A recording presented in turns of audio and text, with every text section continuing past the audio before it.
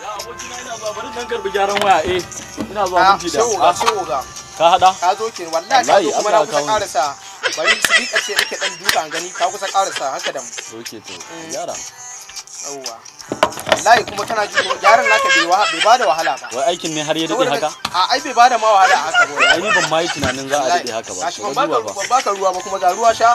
a bar ruwan nan a kai kora oga ai ku kwastomomi ne wallahi tallahi zaka ji dadin wayan nan haka nake son mutum ya naga yana tarere kwasto kakka da mu zaka ji dadin wayan nan sosai wallahi yanzu nan wani gyara nake so ma an gama ku ne a kai wallahi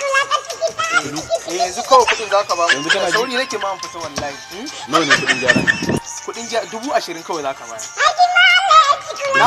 na ma sauki wallahi nan kana yawan mutuwa nan ne ma ka gani to kai yanzu wallahi ba ga ma ni a wannan gara ne zaka ce gyaran waya 20,000 nawa na sai wayar gaba ɗayan ta oga ba magana ka daina maganar oga ka san abin da zai faru kudin gyaran naka an cinye ka zo ka kwata jimana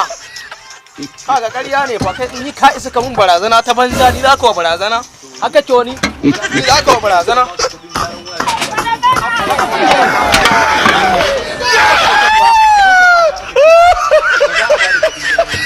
kawai